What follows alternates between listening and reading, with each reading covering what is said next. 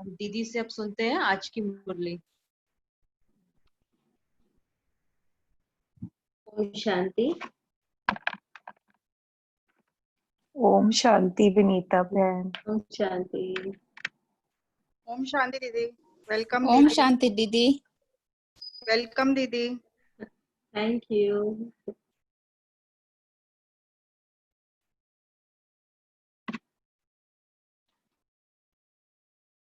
तो आज की मुरली बहुत ही सुंदर मुरली है एंड आज की पूरी मुरली में बहुत अच्छी अच्छी बातें बाबा ने हमें सुनाई है।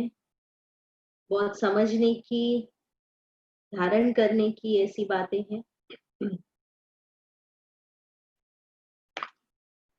तो आज की मुरली का सार है, मीठे बच्चे बाबा तुम्हें पढ़ा रहे हैं। खूबसूरत देवी देवता बनाने। बाबा हमें क्यों पढ़ा रहे हैं, रीजन भी बताया। जैसे कई बार बाबा कहते हैं मैं तुम्हें विश्व का मालिक बनने के लिए पढ़ा रहा हूँ, तुम्हें सतयुगी राज्य भाग्य देने के लिए पढ़ा रहा हूँ। लेकिन आज बाबा ने क्या कहा कि क्यों बाबा पढ़ा रहे हैं, खूबसूरत देवी देवता बनाने। खूबसूरती का आधार है, बाबा ने क्या कहा होगा, खूबसूरती का आधार क्या है, बेसिस ऑफ ब्यूटी। तो ब्यूटी का आधार आज दुनिया में ब्यूटीफुल बनने के लिए मेहनत कितनी करते हैं, कम मेहनत नहीं करते हैं। कि हर एक क्या चाहता है कि हम बहुत सुंदर दिखे, हम बहुत प्रेजेंटेबल हो, सुंदर हो। तो बाबा ने कहा कि बाबा हमें ऐसा ही खूबसूरत बनाने आए हैं। देवी देवता, जो देवी देवता दिखने में कितने सुंदर है, कितने ब्यूटीफुल है। तो बाबा ने कहा खूबसूरती का आधार है पवित्रता, प्योरिटी। जितनी आत्मा अंदर से प्योर होती है उतना एक्सटेंशन, बॉडी भी एक्सटेंशन है, उतनी वो सुंदर होती है। देवी देवताएं अब देखेंगे उनके चेहरे भी इतने सुंदर है एंड वो नेचुरल सुंदरता है। तो ऐसे बाबा हमें नेचुरली सुंदर बनाने के लिए आए। तो उसका आधार बाबा ने कहा purity, purity of thoughts, purity in words, purity in action. जब आत्मा अंदर से ये तीनों चीजें धारण करती है तो आत्मा प्योर बनती जाती है। जैसे आप देखेंगे गोल्ड होता है, जितना प्योर गोल्ड होता है उतना ही प्योर उसका ऑर्नामेंट बनता है। वैसे ही जब आत्मा बिल्कुल प्योर बन जाती है तो उसका ऑर्नामेंट, शरीर जो है एक ऑर्नामेंट है, तो वो ऑर्नामेंट भी जो है वो बहुत सुंदर होता है। प्रश्न है, रूहानी क्षमा पर जो परवाने फिदा होने वाले हैं उनकी निशानी क्या होगी। रूहानी क्षमा, क्षमा इज लाइट होती है एंड उस पर आप देखेंगे बहुत सारे फायर फ्लाइज जो वो आते हैं, या वो छोटे छोटे मच्छर जैसे आते हैं ना, वो फिदा हो जाते हैं, वो उसमें चले जाते हैं। तो बाबा है रूहानी क्षमा और हम आत्माएं कौन है, परवाने हैं। तो यहाँ रूहानी क्षमा पर जो परवाने फिदा होने वाले हैं उनकी निशानी क्या होगी। जैसे आप देखते हैं कि वो फ्लाई सब जो है वो क्षमा पर फिदा हो जाते हैं। तो ऐसे ही जो आत्माएं परवाने माना, जो आत्मा रूपी परवाने जो है, जो क्षमा पर फिदा हो जाते हैं, माना सब कुछ अपना सरेंडर करते हैं, न्यौछावर करते हैं। तो बाबा ने कहा उनकी निशानी क्या होगी, कैसे पता चलेगा। कई बार बाबा बताते हैं कि कोई परवाने बाबा के ऐसे होते हैं जो दूर से ही क्षमा को देखते हैं, और दूसरे प्रकार के परवाने ऐसे होते हैं जो फेरी पहनकर चले जाते हैं, माना क्षमा के आसपास आते हैं एंड चले जाते हैं। एंड तीसरे वो परवाने होते हैं जो क्षमा पर फिदा हो जाते हैं। तो एक है दूर से देखना, एक है नजदीक में आकर चक्कर लगाना, एंड तीसरा है फिदा हो जाना। तो हम कौन से प्रकार के बच्चे? सिर्फ भगवान को दूर से देखने वाले हैं कि उसका क्या कार्य है, क्या चल रहा है, ऐसे दूर से देखने वाले हैं, या हम नजदीक जाते हैं, थोड़ा चक्र लगाते हैं, क्या चल रहा है सब थोड़ा देखते हैं, थोड़ा थोड़ा कर लेते हैं अपने कैपेसिटी के अनुसार। एंड तीसरा है जो कंप्लीट सरेंडर। सरेंडर माने फिजिकल सरेंडर की बात नहीं, लेकिन हमारी मन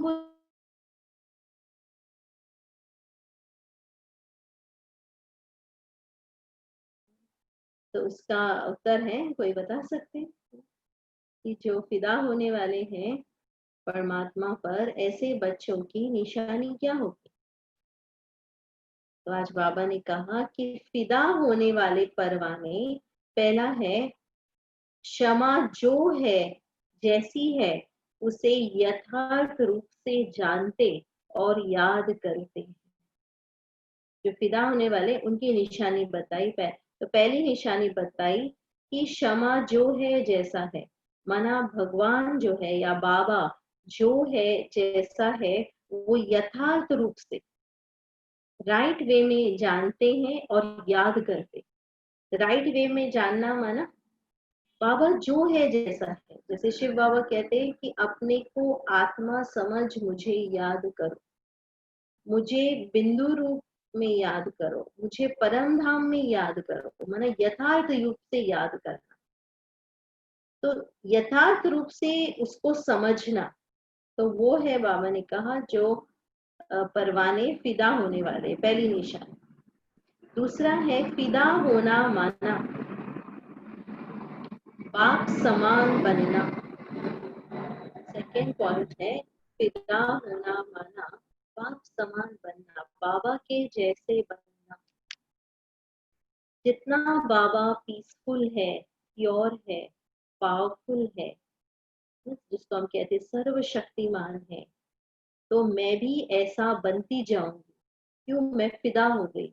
जब फिदा हो जाते हैं ना तो एक हो जाते हैं, वो उनकी आइडेंटिटी अलग नहीं होती। तो जब हम फिदा हो गए, माना हम टोटली जैसे आत्मा सरेंडर हो गई है परमात्मा के आगे, तो जो आत्मा सरेंडर हो जाती है ना वो परमात्मा के जैसा बनने लगती है, क्योंकि उसका अभी अलग अस्तित्व नहीं है, उसका अस्तित्व है अभी परमात्मा। तो वो उसकी जो लिमिटेड टेंडेंसीज हैं, लिमिटेड सोच है, लिमिटेड एक्शंस हैं, वो सब फिनिश हो जाते, क्योंकि वो आत्मा परमात्मा समान, बाप समान बनने लगती। मतलब परमात्मा की क्वालिटीज उस आत्मा के अंदर आने लगती है, वो अपने आप को भी उस स्वरूप में महसूस करती है, क्षमा के ही स्वरूप में। इसलिए कहा फिदा होना माना बाप समान बनना, माना मेरी लिमिटेड कमजोरियां सब फिनिश। तीसरा बाबा ने कहा फिदा होना माना बाबा से भी ऊंच राजाई का अधिकारी बन जाना।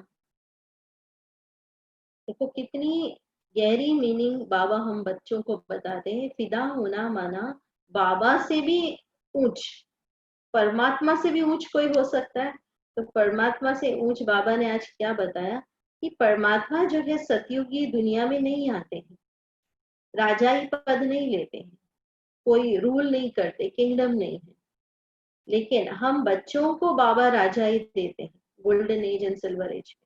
तो फिदा होना माना बाबा से भी ऊंच राजाई का अधिकारी बन जाना। जैसे माता पिता को हमेशा होता है कि मेरे बच्चे जो है ना हमेशा मेरे से भी आगे जाए, उतनी भावना शिव बाबा को हम बच्चों के प्रति। तो तीन अर्थ जो बाबा ने कहा कि बाबा को यथार्थ रूप से जानना और याद करना। दूसरा है बाप समान बनना, मैं आत्मा बाबा के समान बनती जा रही हूँ, जितना बाबा पावरफुल है ऐसा मैं स्वरूप बन रही हूँ। जितना गुणों के सागर है वैसे मैं गुण स्वरूप बनती जा रही हूँ। तब आपको फील हो जाएगा कि मैं उस पर फिदा हो गई, माना मेरी अपनी चीजें जो है, जो लिमिटेशंस है वो सब फिनिश हो गई। तीसरा है फिदा होना, माना बाबा से भी ऊंचे अधिकारी हम बनते हैं, उतनी हमें प्राप्ति होती है। गीत है महफिल में जल उठी क्षमा परवाने के लिए, प्रीत बनी है दुनिया में मर जाने के लिए। महफिल में क्षमा क्यों आई? परवाने के लिए आए, माना शिव बाबा इस महफिल में क्यों आए हैं? हम बच्चों के लिए। एंड प्रीत बनी है दुनिया में मर जाने के लिए। कोई स्थूल रूप से मरना नहीं होता है, लेकिन हमारे पुराने संस्कारों से, स्वभाव से, पुरानी आदतों से मरना होता है। एंड यहाँ दूसरा अर्थ है फिदा हो जाना, माना टोटल बुद्धि सरेंडर, जरा भी कुछ भी संकल्प नहीं। ओम शांति। मीठे मीठे रूहानी बच्चों ने यह गीत की लाइन सुनी। ये कौन समझाते हैं? रूहानी बाबा समझाते। वह क्षमा भी है, शिव बाबा की महिमा है कि शिव बाबा कौन है? क्षमा है। रोज बाबा की मुरली में अलग अलग महिमा आती है। तो आज बाबा की महिमा क्या है? कि बाबा है क्षमा। नाम ढेर के ढेर रखे हैं, बाबा की स्तुति भी बहुत करते हैं।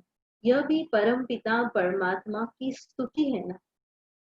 बाबा क्षमा बनकर आए हैं परवानों के लिए। तो आज हमारा स्वमान क्या है? हम है परवाने और शिव बाबा है क्षमा। एंड क्षमा और परवाने के बीच में क्या होती है? प्रीत होती है, बहुत प्यार होता है। परवाने जब क्षमा को देखते हैं तो उन पर फिदा हो शरीर छोड़ देते हैं। अनेक परवाने होते हैं जो क्षमा पर प्राण देते हैं। बहुत सारी ऐसी वो फ्लाइज आती हैं एंड वो क्षमा पर फिदा हो जाती है। उसमें भी खास जब दीपमाला होती है, दीपावली होती है, बत्तियां बहुत जलती है, तो छोटे छोटे जीव देर रात को मर जाते हैं। मॉर्निंग में देखेंगे ना, सब वो फ्लाइज मरे हुए होते हैं छोटे छोटे। अब तुम बच्चे जानते हो हमारा बाबा है सुप्रीम रूह। बाबा की दूसरी टाइटल है सुप्रीम रूह। उनको हुसैन भी कहा जाता है। बहुत खूबसूरत है।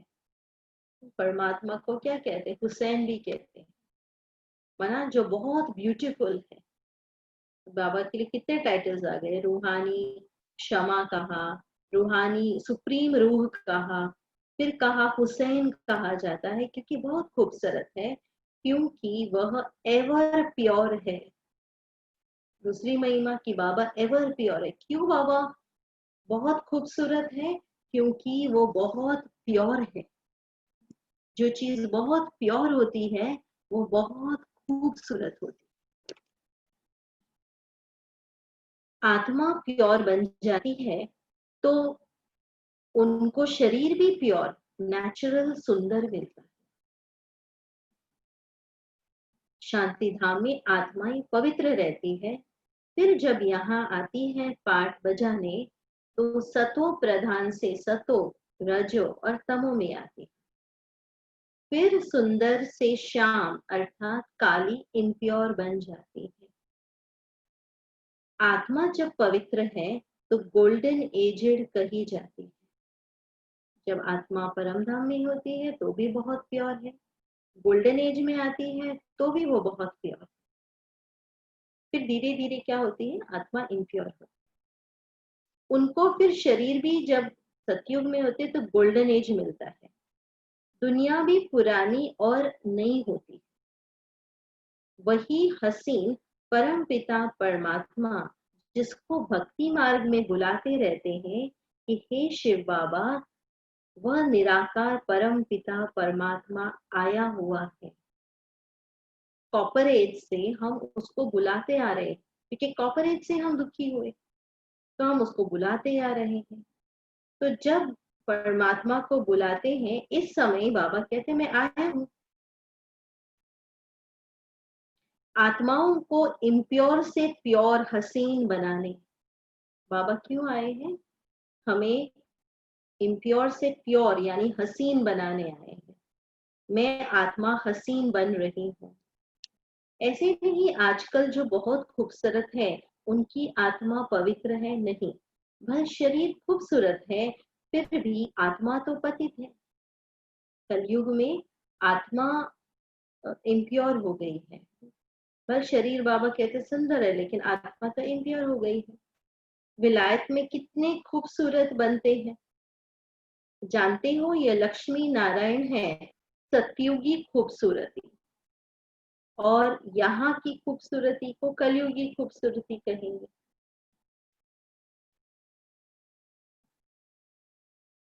हम अभी स्वर्ग के लिए नेचुरल सुंदर बन रहे हैं। 21 जन्म के लिए सुंदर बन रहे, ऐसे सुंदर बनेंगे। बाबा हमें ऐसा सुंदर, ऐसा हसीन बनाते हैं 21 जन्मों के लिए, एक जन्म के लिए नहीं। तो बाबा कहते हैं कि लक्ष्मी नारायण कैसे थे? बहुत सुंदर, और उनकी नेचुरल सुंदरता।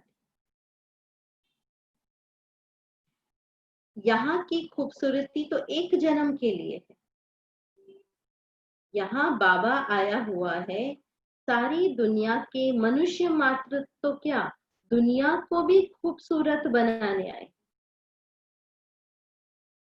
सतयुग नई दुनिया में थे ही खूबसूरत देवी देवता है। भगवान ने जो दुनिया बनाई वो बहुत खूबसूरत थी। उसमें न केवल मनुष्य लेकिन प्रकृति भी बहुत ब्यूटीफुल, सोल्स एंड नेचर दोनों ही बहुत प्योर।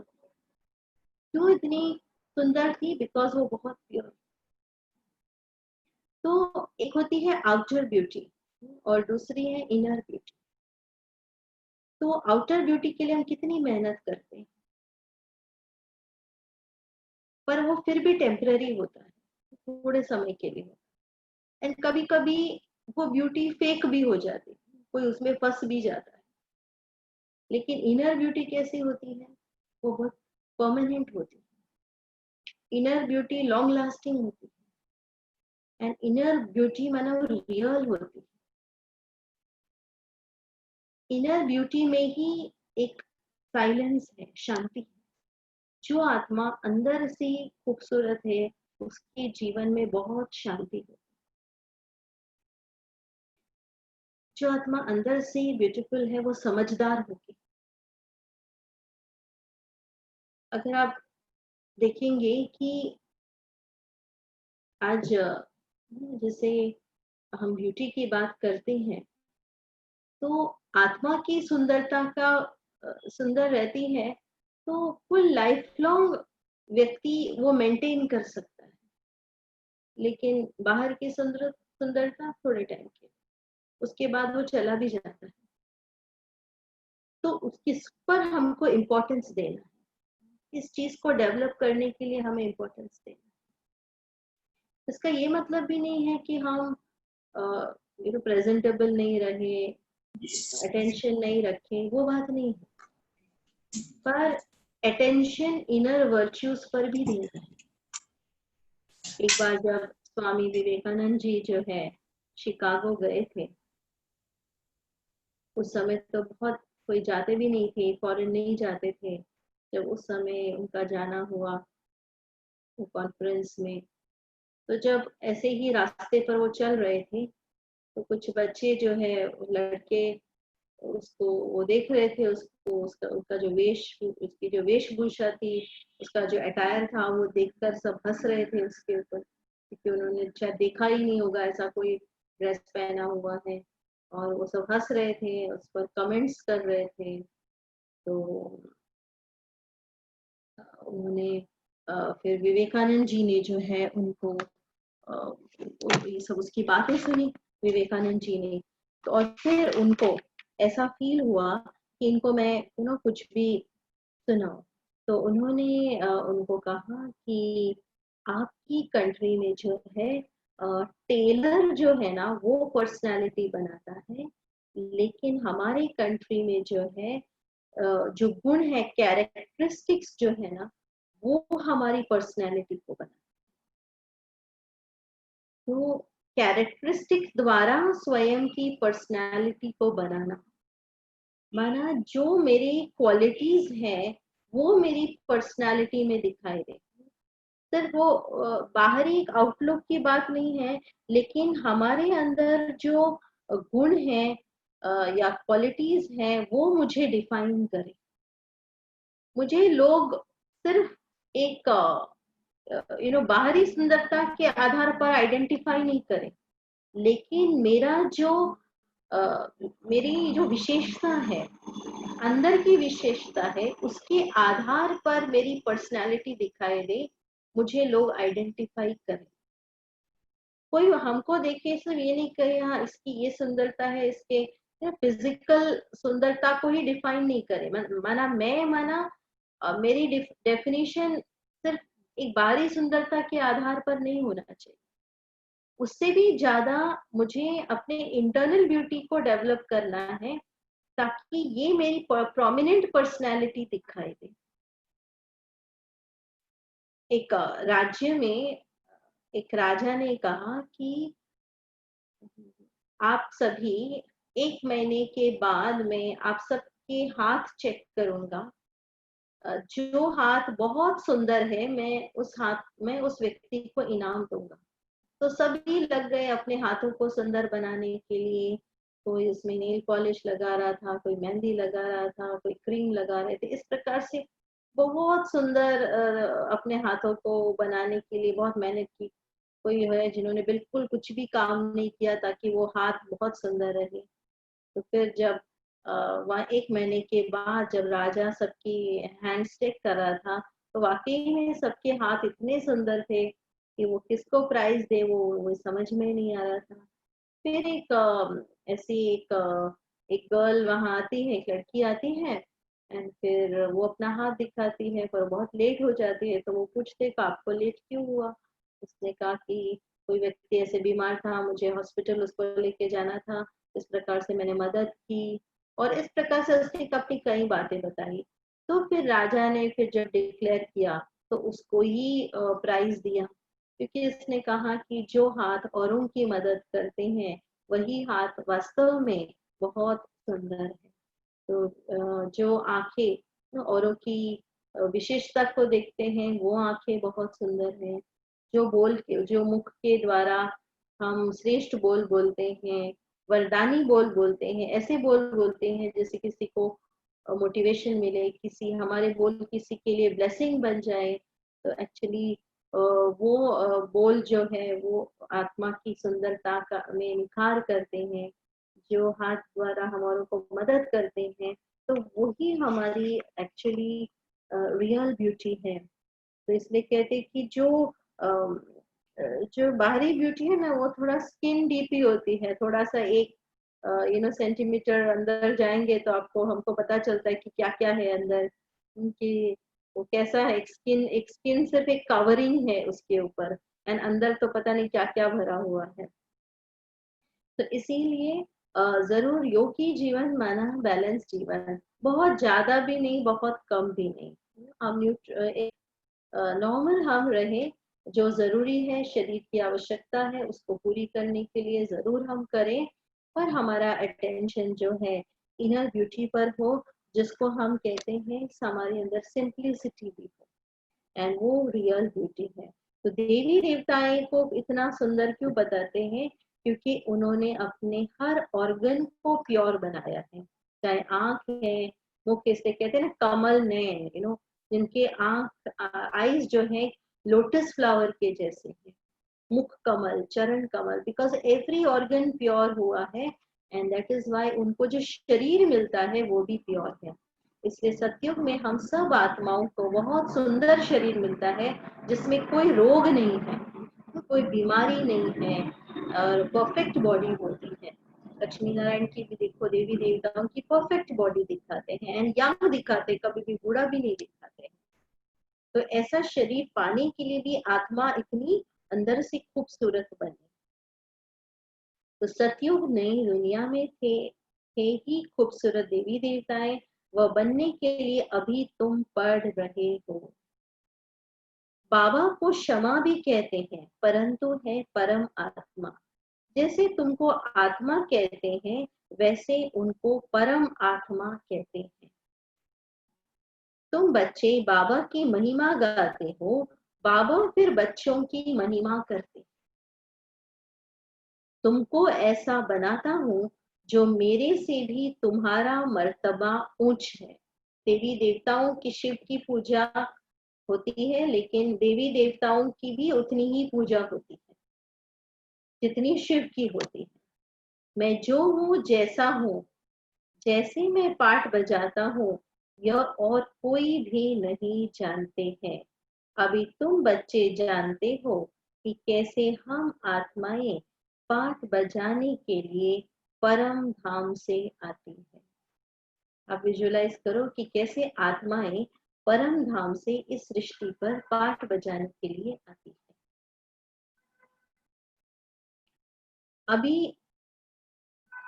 अब हम शूद्र कुल में थी, फिर अब हम ब्राह्मण कुल में आई है। यह तुम्हारा वर्ण भी है। जो बाबा ज्ञान का सागर है, पवित्रता का सागर है। बाबा की महिमा है कि शिव बाबा कौन है? ज्ञान का सागर, पवित्रता का सागर। खुद कहते हैं मैं पुनर्जन्म नहीं लेता हूँ। हम आत्माओं में और परमात्मा में फर्क क्या है? कि शिव बाबा पुनर्जन्म नहीं लेते, परमात्मा पुनर्जन्म नहीं लेते हैं, हम आत्माएं लेती हैं। भल शिव जयंती भी मनाते हैं, परंतु मनुष्य को ये पता ही नहीं है कि कब आते हैं। उनकी जीवन कहानी को भी नहीं जानते हैं। माना परमात्मा के बारे में लोगों को नॉलेज ही नहीं है ना कि वो कब आते हैं, क्या करते हैं। बाबा कहते हैं मैं जो हूँ जैसा हूँ, मेरे में क्या पाठ है, सृष्टि चक्र कैसे फिरता है, यह तुम बच्चों को मैं कल कल समझाता हूँ। तुम जानते हो हम सीढ़ी उतरते उतरते तमो प्रधान बने हैं। 84 जन्म भी तुम ही लेते हो। अभी है कलयुग, उसके बाद फिर सतयुग आएगा। कलयुग की आयु पूरी हुई। बाबा कहते हैं मैंने साधारण तन में हूबहू कल पहले माफिक प्रवेश किया है, फिर से तुम बच्चों को राजयोग सिखाने। बाबा ने ब्रह्मा बाबा के तन में क्यों प्रवेश किया है? हमें राजयोग सिखाने के। योग तो आजकल बहुत है। कौन सा योग है? बाबा कहते हैं योग तो आजकल बहुत है। बैरिस्ट्री योग, इंजीनियर योग, माना योग माना कनेक्शन, माना मेहनत करते हैं ना कि बैरिस्टर बनने के लिए, इंजीनियर बनने के लिए, आदि आदि। बैरिस्ट्री पढ़ने के लिए बैरिस्टर के साथ बुद्धि का योग लगाना होता है। हम बैरिस्टर बन रहे हैं तो पढ़ाने वाले को याद करते हैं, जैसे कॉलेज में होता है। जो कॉलेज में जाते वही टीचर को, वो वहां के प्रोफेसर्स को उसको याद करते कि वो हमको पढ़ाकर हमको ऐसा बनाएंगे। जैसे बाबा ने कहा कि हमारा कौन सा देवी देवता बनने का योग है। उनको तो उनका तो अपना पिता अलग है, गुरु भी अलग होता है, तो उनको भी याद करते हैं। तो भी बैरिस्टर के साथ बुद्धि का योग रहता है, ना बुद्धि का कनेक्शन, बुद्धि का लिंक रहता है। तो आत्मा ही पढ़ती है, आत्मा ही शरीर द्वारा जज बैरिस्टर आदि बनती है। अभी तुम बच्चे आत्मा अभिमानी बनने के संस्कार अपने में डालते हो। हम कौन सा संस्कार डेवलप करते हैं? सोल कॉन्शियसनेस के संस्कार। संस्कार कैसे डेवलप होते हैं? बार बार करने से। एक दिन करने से नहीं होता है। आपने बार बार किया तो वो संस्कार बना। बार बार सामने वाली व्यक्ति को आत्मा के रूप में देखा तो आपको नेचुरली एक स्वभाव हो जाएगा कि मुझे उसको आत्मा के रूप में देखना है, मुझे मस्तक में देखने का। इसीलिए हमको आदत डालनी पड़े कि जिसको भी मैं देखूं, जब भी किसी को देखूं तो कहाँ देखूं? यहाँ मस्तक के बीच में मैं देखूं। तो ये है सोल कॉन्शियसनेस के संस्कार। तो आत्मा के रूप में देखना। आधा कल्प देह अभिमानी रहे, अब बाबा कहते हैं देही अभिमानी यानी आत्म अभिमानी बनो। आत्मा में ही पढ़ाई के संस्कार है। मनुष्य आत्मा ही जज बनती है। अभी हम विश्व का मालिक देवता बन रहे हैं। क्या बन रहे हैं? बाबा कहते हैं विश्व का मालिक देवता बन रहे हैं। पढ़ाने वाला शिव बाबा है। वही ज्ञान का सागर, शांति, संपत्ति का सागर है। सिर्फ ज्ञान का सागर, शांति का सागर नहीं कहा, लेकिन संपत्ति उतनी ही, वेल्थ, ओशन ऑफ वेल्थ भी है बाबा। तो आपका योग जिसके साथ है, आपका कनेक्शन अगर उसके साथ है, तो आपको उससे जो चाहिए वो मिलेगा, चाहे हेल्थ, चाहे वेल्थ, चाहे हैप्पीनेस। तो बाबा संपत्ति का सागर भी है। यह भी दिखाते हैं सागर से रत्नों की थालियां निकलती है। इससे कहावत है कि सागर से रत्नों की थालियां निकली। अगर आप सागर की गहराई में जाओ तो क्या दिखाई देता है? रत्न दिखाई देते हैं, रत्न होते हैं सागर के अंदर। तो वैसे परमात्मा सागर है, उसके साथ हमारा कनेक्शन होगा तो सारे रत्न हमें प्राप्त होते हैं। तो बाबा को रेफर करना पड़ता है। बाबा समझाते हैं अविनाशी ज्ञान रत्न, इन ज्ञान रत्नों से तुम बहुत साहूकार बनते हो। जितना आत्मा इस समय अपने आप को ज्ञान से भरपूर करती है, ज्ञान रत्नों से भरपूर करती है, उतना बाबा कहते सतयुग में तुम वेल्दी बनते हो। जो आत्मा अंदर से रिच है, वो बाहर से उसको रिचनेस एंड प्रॉस्पेरिटी आ जाती है। स्पिरिचुअल लाइफ में चलना ही माना ये नहीं कि मैं गरीब रहूं या कोई भी मैं इस प्रकार से मेरी लाइफ को बनाऊं, नहीं। जितनी अंदर की वेल्थ होती है उतना ही आपको कोई कमी लाइफ में नहीं होगी। जो आपको आवश्यकता है वो आपके जीवन में जरूर मिलेगी। तो इसलिए कहा ज्ञान रत्नों से तुम साहूकार बनते हो। और फिर हीरे जवाहर भी तुमको बहुत मिलते हैं। यह एक एक रत्न लाखों रुपयों का है जो तुमको इतना साहूकार बनाते हैं। बाबा के एक एक महावाक्य लाखों रुपयों का है। बाबा कहते हैं तो हमको इतनी वैल्यू है। आज हमको कोई 1 लाख रुपए दे तो हमको कितनी उसकी वैल्यू होती है। एंड बाबा कहते हैं बाबा के जो महावाक्य है, it is worth lakhs of rupees. तो तुम जानते हो भारत ही वाइसलेस वर्ल्ड था, उसमें पवित्र देवताएं रहते थे। अभी तो सावरे बन गए हैं। अभी तुम बच्चे पुरुषोत्तम संगम युग पर हो, बाकी दुनिया कलयुग में है। क्या कहा बाबा ने कि अभी तुम संगम युग पर हो और बाकी दुनिया जो है वो कलयुग में। दुनिया के लिए कलयुग है, लेकिन हमारे लिए क्या है? हमने ज्ञान लिया इसीलिए हम संगम युग पर है। इट इज लाइक जैसे एक बोट है और उस बोट में आप बैठे, लेकिन वो बोट जो कहाँ है? कलयुगी पानी में है। इस पार से हम उस पार जा रहे हैं, हम बोट में, थोड़ा सा भी हम केयरलेस रहेंगे वापस वो कलयुगी पानी में गिरने का चांस है। तो दुनिया तो कहेगी कौन सा समय चल रहा है? कलयुग। लेकिन हमने ज्ञान लिया इसीलिए हमारे लिए समय चेंज हो गया। हमारे लिए अभी संगम युग है। संगम मीन्स हम दोनों तरह देख सकते हैं। आपको जो हो गया वो भी दिख रहा है, कलयुगी दुनिया भी दिख रही है, सतयुगी दुनिया भी दिख रही है, दोनों। तो तुम बच्चे पुरुषोत्तम संगम युग पर हो, बाकी दुनिया कलयुग में है। तो बाबा बैठ समझाते हैं कि तुम पहले कितना खर्चा करते थे, चित्र आदि बनाते थे। अभी तुम संगम युग पर पूज्य देवता बन रहे हो। अभी तुम ब्राह्मण बने हो। संगम युग पर मैं आत्मा ब्राह्मण बनी हूँ।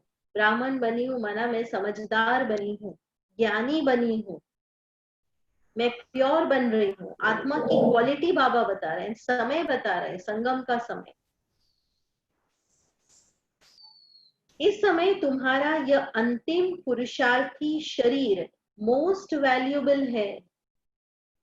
जो मुझे ये शरीर मिला ये बहुत वैल्यूएबल है। अभी बाबा ने कहा जितनी आत्मा वैल्यूबल है उतना शरीर भी वैल्यूबल है, क्योंकि इस शरीर के द्वारा ही हमें ये ज्ञान सुनने को मिल रहा है। ये ज्ञान हम इस कानों के द्वारा ही सुन रहे, इसीलिए ये बॉडी भी बहुत वैल्यूबल है। इसमें तुम बहुत कमाई करते, इसलिए शरीर से हमको कभी भी तंग नहीं होना है कि क्या ये शरीर मुझे बहुत परेशान कर रहा है, ये शरीर में ये बीमारी है, वो बीमारी है। कभी खुद के शरीर से भी लोग तंग हो जाते हैं ना, एंड जीने की इच्छा ही छोड़ देते हैं खुद के शरीर से भी तंग होकर। बाबा कहते हैं नहीं, अगर परमात्मा ने ये शरीर दिया है तो ये शरीर भी बहुत वैल्यूबल है, इसकी केयर जरूर हमको करना है। क्यों? क्योंकि ये आपकी अमानत नहीं है, ये शिव बाबा की अमानत। तो ये शिव बाबा की अमानत समझकर उसकी केयर करना जरूरी है। आज दुनिया में लोग सुसाइड करते हैं, ये करते क्यों? क्योंकि अपनी वैल्यू नहीं है। इसलिए कहते हैं किसी को मारना पाप है, लेकिन स्वयं को मारना महापाप है। इतना उसको इसके लिए कहा गया है।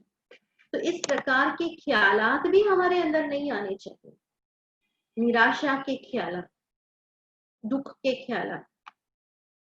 क्यों? क्योंकि बाबा ने कहा ये शरीर बहुत वैल्यूएबल है। एक अव्यक्त मुरली में बाबा ने कहा है कि अगर आपको ये शरीर को स्वस्थ रखने के लिए दवाई भी खिला लेते हो तो उसको समझो कि ये संगम युग का फ्रूट है। जैसे फ्रूट्स होते हैं बहुत रंग बिरंगी होते हैं, है ना, तो जैसे सीजन में डिफरेंट फ्रूट्स खाते हैं, तो वैसे दवाइयां क्या है? संगम युग का फल है। मैं दवाई खा रही हूँ ये सोच के दवाई नहीं खाओ, लेकिन और ही क्या सोचो कि मैं ये फ्रूट खा रही हूँ। दवाई खा रही हूँ सोचेंगे तो बीमारी की महसूसता होगी, फ्रूट खा रहे सोचेंगे तो मैं तंदुरुस्त हो रही। इसलिए ये शरीर भी बाबा ने कहा वैल्यूएबल है, इसमें तुम बहुत कमाई करते हो। बेहद के बाबा के साथ तुम खाते पीते हो, भोजन खाते हो तो किसके साथ खाते हो? बाबा के साथ खाओ। बाबा की शक्ति इसमें आ रही है वो सोच के खाओ, भोजन बनाते समय, भोजन खाते समय भी, कि बाबा की डिवाइन पावर्स इस भोजन में है। एंड अभी ये मेरा भोजन मेडिसिन बन गया है। कभी कोई बीमारी भी है तो ये सोचो कि ये मेरा भोजन क्या है। जैसे एक फ्यू मोमेंट्स के लिए आप दृष्टि दो भोजन के लिए कि बाबा की शक्ति इस भोजन में आ रही है, एंड ये भोजन बहुत प्योर बन रहा है। ये भोजन अभी मेडिसिन बन गया है, औषधि बन गई है, एंड ये भोजन खाने से मैं बहुत स्वस्थ हो रहा हूँ। मेरे आत्मा और शरीर में इतनी शक्ति आ रही है कि हम सेवा कर सकते। तो इस भावना से हम भोजन खाएं। तो कहा बाबा के साथ खाओ। तुम खाते पीते हो, पुकारते भी हो उनको, ऐसे नहीं कहते कि इनसे खाऊं, लेकिन बाबा को याद करते, बाबा आपके साथ हम खाते। आत्मा शरीर द्वारा कहती है बाबा आप आएंगे तो हम आपके साथ खेलेंगे, खाएंगे, सब कुछ करेंगे।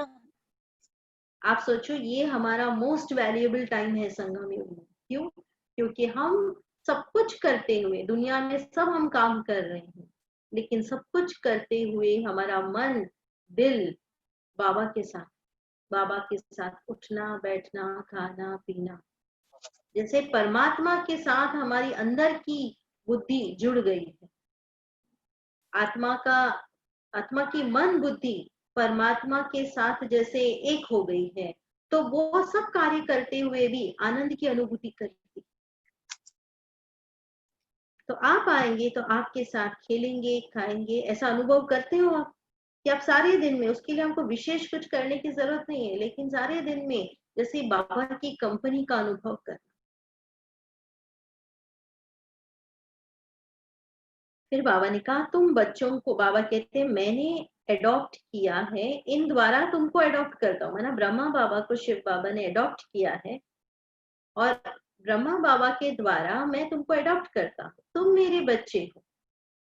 परंतु यह है मेल, तुम सभी को संभालने के लिए फिर सरस्वती को भी अडॉप्ट किया है। माना शिव बाबा ने ब्रह्मा बाबा को तो अडॉप्ट किया, लेकिन एक दुनिया में जैसे संभालने के लिए बहन चाहिए, तो इसीलिए सरस्वती माना मम्मा को उनको भी अडॉप्ट किया। सरस्वती मम्मा को निमित्त बनाया, उनको माता का टाइटल मिला। मम्मा की खुद की मदर भी जो है उनको माँ ही कहती थी। तो सरस्वती नदी, यह नदी माता हुई ना, इसलिए गायन में ना सरस्वती नदी का भी गुप्त नदी कहते हैं, तो सरस्वती नदी भी है, तो यह नदी माता हुई ना। तो वैसे शिव बाबा कहते हैं मैं ब्रह्मा बाबा के द्वारा तुमको अडॉप्ट करता हूँ, ब्रह्मा बाबा तुम्हारी बड़ी माँ है। लेकिन एक प्रैक्टिकल दुनिया में संभालने के लिए मम्मा को निमित्त बनाया, तो इसलिए उनको टाइटल दिया सरस्वती माँ। तो बाबा सागर है, यह भी सागर से निकली हुई है। ब्रह्मपुत्रा नदी और सागर का बहुत बड़ा मेला लगता है, शास्त्रों में है ना कि सागर और नदी का मिलन होता है। तो यहाँ हम आत्माएं और परमात्मा का मिलन मेला होता है। वह भी जब शरीर में आते हैं तो मेला लगता है। तो बाबा कहते हैं मैं हुसैन हूँ। फिर से बाबा का टाइटल क्या है? मैं हुसैन हूँ, मैं इनमें कल्प कल्प प्रवेश करता हूँ ना। वैसे मुसलमान धर्म में भी बताते हैं, हुसैन का घोड़ा बताते हैं। जैसे शिव बाबा क्या कहते हैं कि ब्रह्मा बाबा कौन है? हुसैन का घोड़ा है। एंड शिव बाबा कौन है? हुसैन है। तो वह भी शरीर में आते हैं तब मेला लगता है। तो मैं कल्प कल्प प्रवेश करता हूँ, यह ड्रामा में नूंद है। तुम्हारी बुद्धि में सारी सृष्टि का चक्र है, इनकी आयु 5000 वर्ष है। इस बेहद की फिल्म से फिर हद की फिल्म बनाते हैं। जो पास्ट हो गया सो प्रेजेंट होता है। जैसे बाबा ने कहा वो फिल्म देखने के लिए जाते हैं, तो यह भी क्या है? एक फिल्म है, यह भी एक नाटक है जिसमें हम सब पार्ट प्ले कर रहे हैं। तुम समझते हो हम पहले ब्राह्मण थे और अभी फिर हम देवता बन रहे हैं।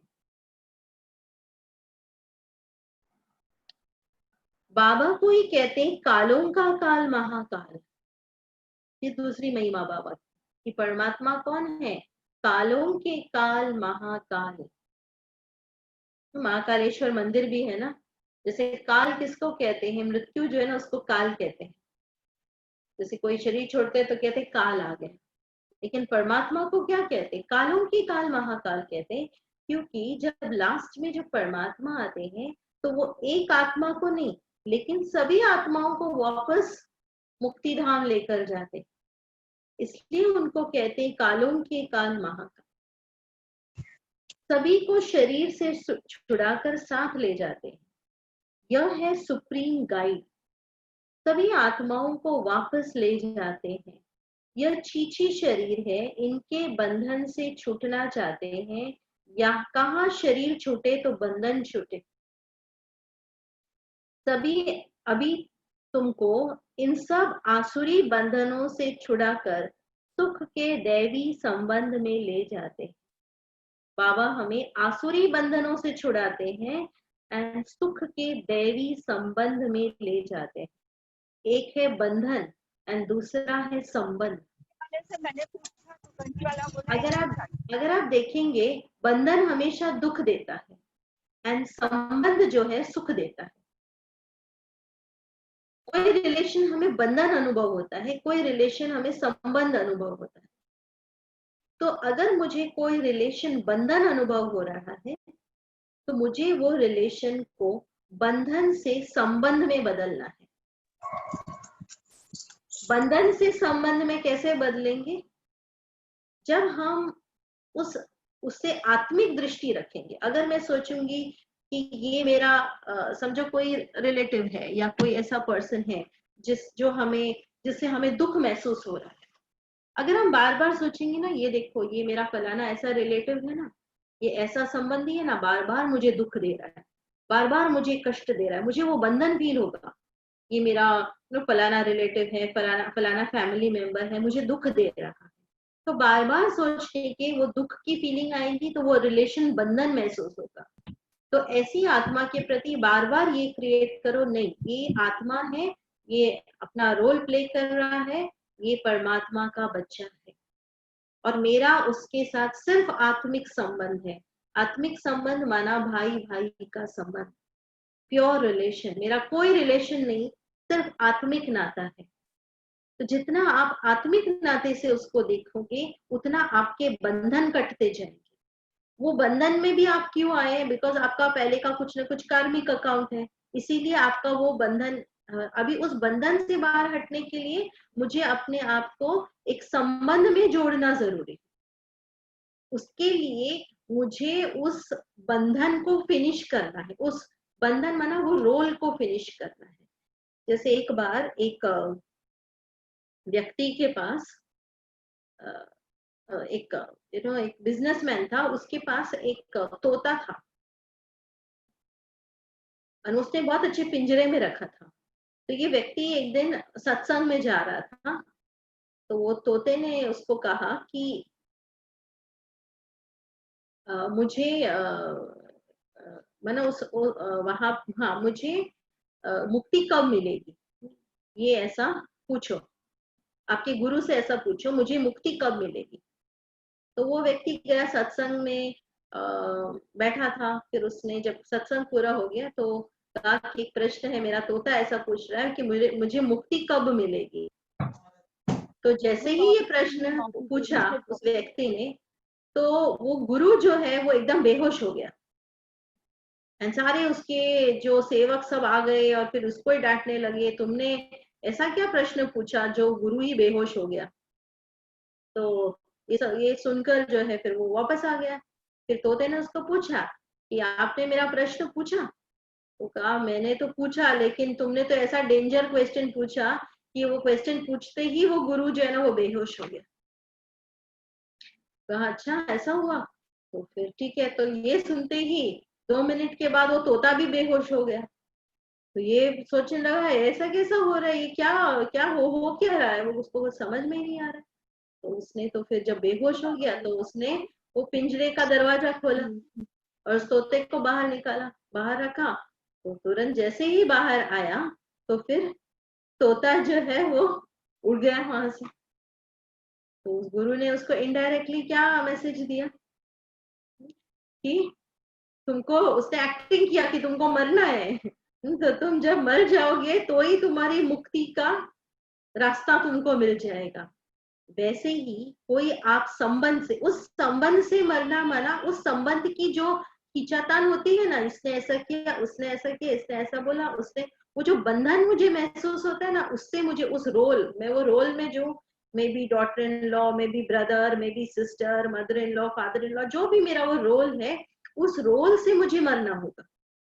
उस रोल से मुझे, जब मैं मरूंगी और जब मैं अपने आप को आत्मिक स्मृति में रखूंगी, तब मेरा बंधन संबंध में बदल जाएगा। लेकिन जितना मैं सोचती हूँ मैं ये रोल हूँ, मुझे करना पड़ता है, जिससे मैं वो रोल के बहुत ज्यादा कॉन्शियसनेस में हूँ। एक होता ठीक है, मैं एक रोल प्ले कर रही हूँ, लेकिन मैं यही हूँ, माना मैं ये सिस्टर ही हूँ। मुझे उस, जैसे ही समझ मान लीजिए मैंने सोचा कि मैं फलानी हूँ, मैं एक ये मेरा नाम मीना है, मैं मीना हूँ। तो मीना से रिलेटेड मेरी सारी बातें होंगी। मीना कैसे पहनती है, क्या पहनती है, सोचती है, क्या उसको पसंद है, खाना पीना, माना फुल टाइम मेरा कॉन्शियसनेस उस रोल में ही। उस रोल से जब हम मरेंगे, आप आत्मिक रूप में अपने आप को स्थित करेंगे, तब हम, जो भी मेरा बंधन है उससे हम आजाद हो जाएंगे, वो बंधन मुक्त बन जाएंगे। इसलिए बाबा कहते हैं कि बंधन जो है ना वो हमको दुख देता है, लेकिन संबंध जो है वो सुख देता है, क्योंकि हर रोल के साथ ना कोई स्टोरीज जुड़ी हुई होती है। जब मैंने ये सोचा कि मैं ये रोल हूँ, मैं एक हाउसवाइफ के रोल में हूँ, मैं टीचर के रोल में हूँ, तो ये माना उसके ऑफिस में ये प्रॉब्लम है, समझ ली मीना माना मुझे ऑफिस में ये प्रॉब्लम है, मुझे घर में ये प्रॉब्लम है, मेरी ये कहानी है। तो ये कहानियां ही बुद्धि में चलती रहती, तो फिर बंधनों से फ्री होना मुश्किल होता है। इसीलिए आज बाबा ने कहा कि बाबा हमें आसुरी बंधनों से छुड़ाकर दैवी संबंध में ले जाते हैं। देवी देवताएं जब रिलेशन में होते हैं तो वो आत्मिक संबंध होता है, रूहानी प्यार होता है, उनका आत्मिक प्यार होता है। तो बाबा हमें सुखधाम में ले जाते हैं वया शांति धाम। बाबा आते ही है शाम से सुंदर बनाने के लिए। कहते हैं मैं तुम्हारा ओबीडियंट सच्चा फादर भी। फादर कैसे होता है? बहुत ओबीडियंट होता है, बच्चों की सेवा करता है। तो बाबा कहते हैं कि शिव बाबा भी कौन है? हमारा ओबीडियंट फादर है जो हमारी सेवा करता है।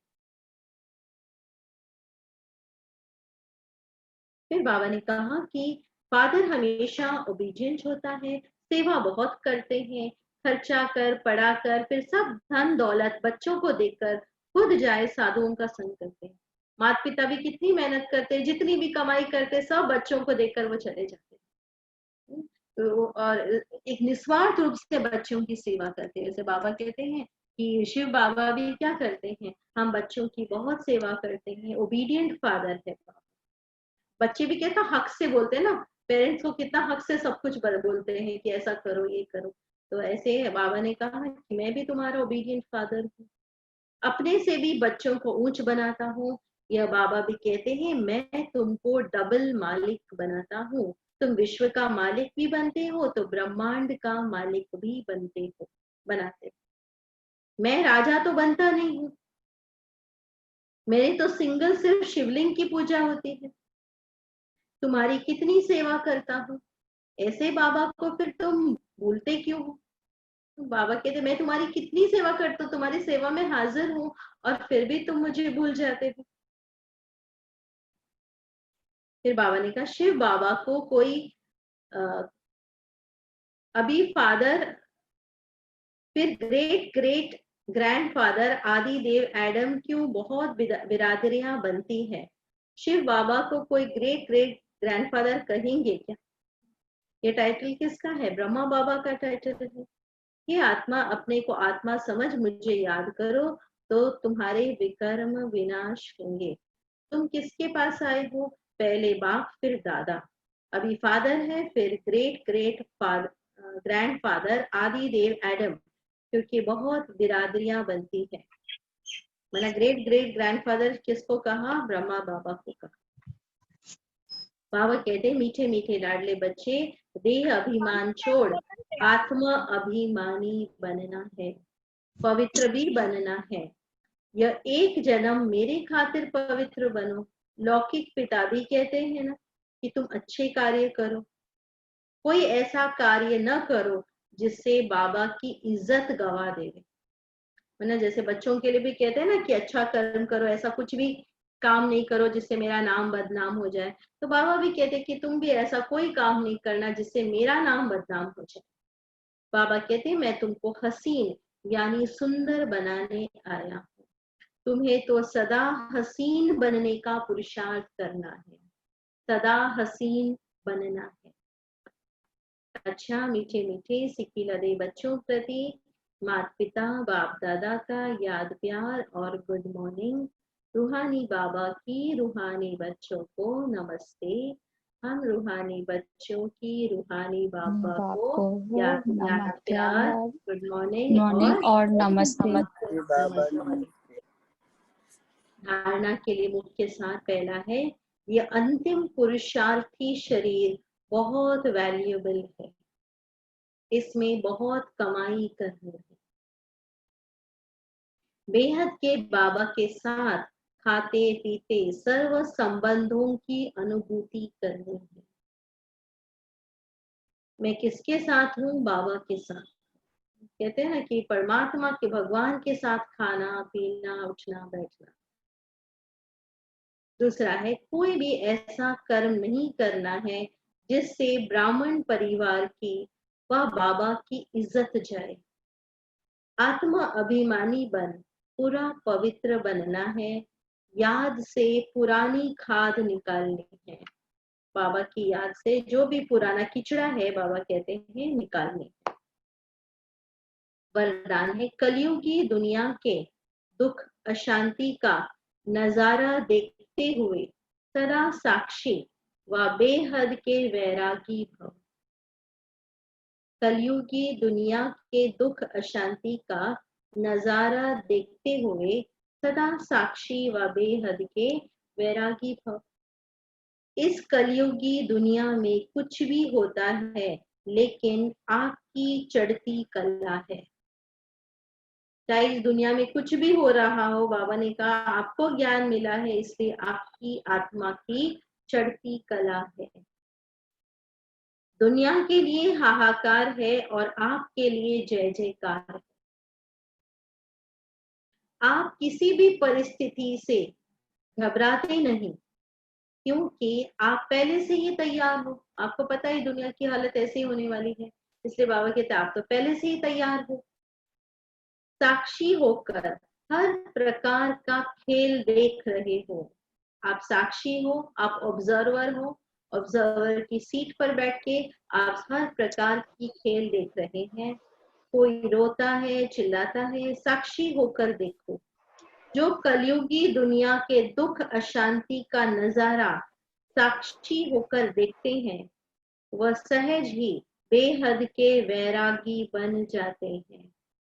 आप इस दुनिया में हर सीन को ऑब्जर्वर के रूप में देख रहे हैं, बाबा के साथ देख रहे हैं, इसलिए आप बेहद के वैरागी स्थिति में।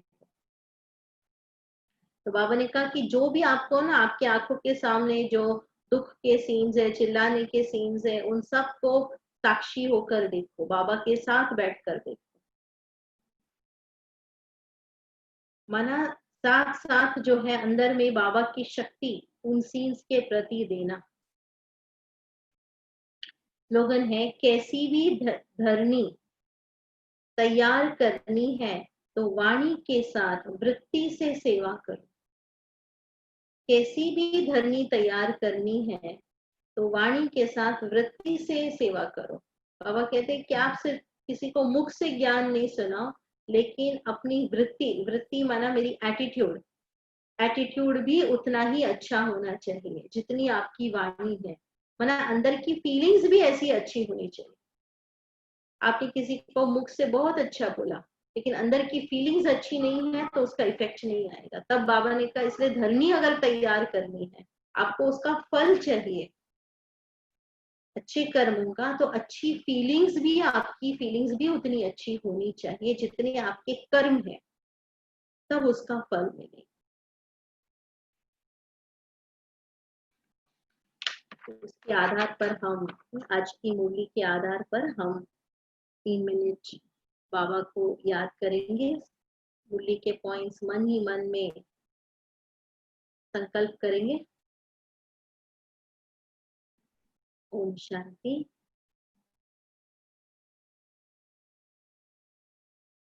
अपने आप को देखें कि मैं रूहानी परवाना हूँ। शिव बाबा है रूहानी क्षमा। मैं रूहानी परवाना उस क्षमा पर फिदा होने वाली। फिदा होना माना बाबा जो है जैसा है उनको समझना, उनको याद करना। फिदा होना अर्थात बाप समान बनना, बाबा के समान शांति के सागर, ज्ञान के सागर, एवर प्योर, एवर पावरफुल बनना। बाबा हमें अपने से भी ऊंच बनाते हैं, देवी देवता बनाते हैं। रूहानी क्षमा पर फिदा होने वाले परवाने सदैव बाबा के साथ का अनुभव करते हैं। हम परमात्मा के साथ, भगवान के साथ खाते पीते उठते बैठते हैं। सदैव बाबा मेरे साथ है, यह अनुभव करें। सुप्रीम रूह शिव बाबा मेरे साथ है। और ऐसे बाबा के साथ रहने से हम भी बाप समान हसीन बन जाते हैं। जैसे बाबा हसीन है, एवर प्योर है, हम भी ऐसा ही हसीन बनते हैं। बाबा आए ही है हमें खूबसूरत देवी देवता बनाने। मैं आत्मा खूबसूरत बन रही हूँ, आत्मा प्योर बन रही है। संगम युग पर यह शरीर मेरा बहुत वैल्यूएबल है। इस शरीर की मुझे संभाल करनी है। इस शरीर के द्वारा ही मुझे ये परमात्मा ज्ञान प्राप्त हुआ है और इस शरीर के द्वारा ही आत्मा की सच्ची कमाई करनी है। तन मन धन को सफल करना है। बाबा की याद के द्वारा ही मैं आत्मा संपूर्ण पवित्र पावन बन रही हूँ।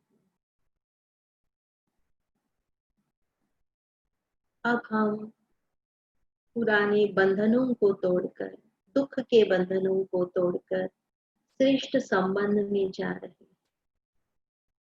संबंध सुख देता है। बाबा के साथ मेरा श्रेष्ठ सुहानी संबंध है और आत्माओं के साथ भी मेरा श्रेष्ठ संबंध है। इस समय मेरे अंदर आत्म अभिमानी के संस्कार धारण हो रहे हैं।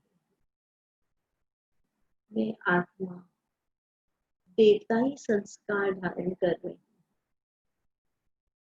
बाबा ही मेरा ओबीडिएंट पिता है। मेरा बुद्धि योग बाबा के साथ, उस बुद्धि योग द्वारा मैं देवी देवता बन रही हूँ। दुनिया के लिए कलयुग है, पर मेरे लिए इस समय संगम युग है। संगम युग यानी चढ़ती कला का युग। इस चढ़ती कला के युग में कलयुगी सीन्स को देखते हुए भी मैं साक्षी की अवस्था में, स्थिर अवस्था में मैं अपनी श्रेष्ठ वृत्ति द्वारा वायुमंडल को भी परिवर्तन कर सकती हूँ। ओम शांति, ओम शांति।